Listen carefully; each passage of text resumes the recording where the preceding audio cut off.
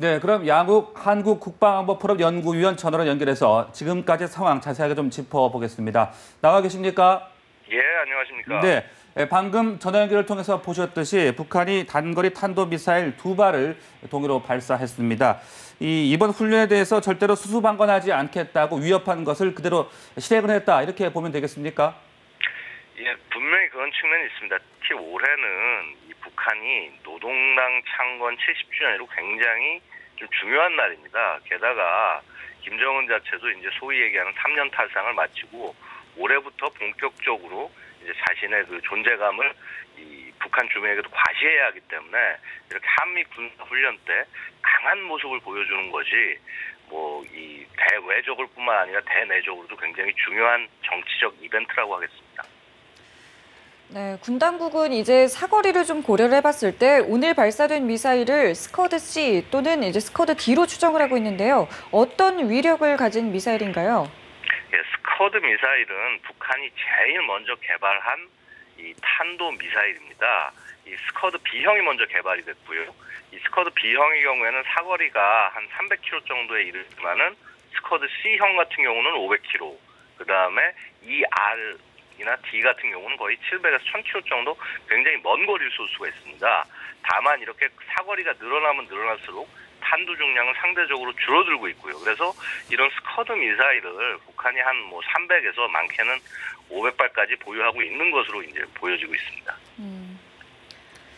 네, 북한이 매년 한미 군사훈련 때마다 무력 도발 카드를 내놓긴 했습니다만은 앞서도 말씀하셨듯이 올해는 김정은이 더욱더 체제를 공고히 하기 위해서 예년과 다른 수위가 될 것이다라는 추측도 나오고 있습니다. 어떻게 보십니까? 예, 일단은 작년만 하더라도 이전과는 좀 다른 반응이었습니다. 왜냐하면 북한이 그동안은 예를 들어서 김정일 시대만 하더라도 이렇게 키예졸브 훈련이나 이 한미연합훈련을 하고 있으면은 이 한미연합훈련이 실행되는 기간 동안에는 뭐 함부로 도발을 하지 않았습니다. 미사일도 함부로 쏘지도 않았고요. 그런데 이제 그런 것이 작년에 깨지기 시작한 것이고요. 그럼 올해 예를 들어서 아까 말씀드렸다시피 김정은의 개인적인 필요에 의해서 이 정권 차원의 필요에 의해서 어느 정도까지 강도를 높일 것인가, 이것에 대해서는 뭐 여러 논란이 많겠습니다. 그런데 우리가 가장 최악의 경우 같은 경우는 북한이 예를 들어서 이제 뭐 그 4차 핵실험을 한다거나 아니면은 지금 이제 한참 동창리에서 준비하고 있는 이 인공위성 발사를 할 가능성도 예상해 볼 수 있겠습니다. 네. 또 이 대북전단 같은 경우에는요, 북한이 오늘 이제 대포나 미사일로 좀 조준 격파하겠다라고 위협을 했는데 어떻게 보십니까?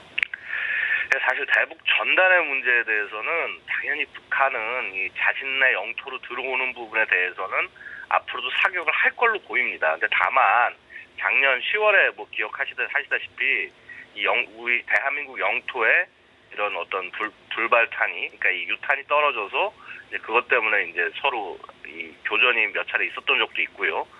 그래서 그런 부분 때문에 북한은 상당히 지금 그 부담스러울 겁니다. 이 대한민국 방향을 겨누고 대공포를 발사한다는 것이. 그래서 아마 뭐 예를 들어서 그렇게 북한이 그런 위협을 한다고 하더라도 그 실제 남한을 이 대한민국을 겨냥을 해서 그래서 탄이 떨어지게 하는 것은 굉장히 좀 어려울 가능성도 있다라고 보입니다. 네, 앞서도 잠깐 언급을 해주셨는데 그 4차 핵실험 가능성, 또 미사일 발사 가능성도 나오고 있습니다. 특히 5월 또 러시아 전승절을 앞둔 상황이기 때문에 더욱 그런 가능성도 나오고 있는데요. 어떻게 전망하십니까? 사실은 이제 이것이 그냥 단순히 협박 차원에서 그칠 것이냐 아니면 실제 실행할 것이냐는 사실은 실행할 가능성은 상대적으로 낮습니다.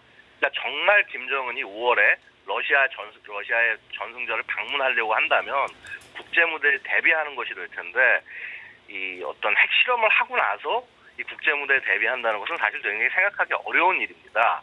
하지만 뭐 북한이라는 국가 자체가 갖고 있는 이런 그 예외성, 그다음에 예측 불가능성을 생각할 때는 충분히 이런 실험을 할 가능성도 있고요. 특히 이런 그 지금 뭐 중국과의 관계가 계속 좋지 않고 자신들의 돌파구가 없는 상황에서는 되려 이렇게 이 국제 제재와 엇나가는 핵실험을 통해서 그 어떤 자신들의 의사를 표시할 가능성도 충분히 있다고 하겠습니다. 네, 그렇다면 이제 우리 군 당국이 이 한미 연합 훈련 기간 내에 발생하는 이런 북한의 무력 시위에 대해서 어떻게 대응을 해야 된다고 보십니까? 예, 일단 한미 연합 훈련 기간 동안에 북한이 실제 어떤 무력 도발을 하기는 어렵지만 무력 시위는 앞으로 계속 될 것입니다. 그래서 이런 시위하는 부분에 대해서는 역시 한미 연합 감시 체계를 계속 긴밀하게 유지하는 것이 제일 중요하겠고요. 이것은 평상시나 훈련시나 다름없이 똑같다고 하겠습니다. 다만 이제 약간 어떤 북한의 이러한 좀 날이 갈수록 이렇게 이 에스컬레이트 되는 높아지는 이런 도발 수준에 대응을 하기 위해서라도 이런 무력 시위에 대해서 조금 더 좀 경고를 하는 내용의 훈련 내용이 좀 포함된다면은 그것도 어떤 한 가지 억지책 중에 하나가 될 수 있다라는 생각입니다. 네, 알겠습니다. 오늘 말씀 고맙습니다. 고맙습니다. 네, 감사합니다.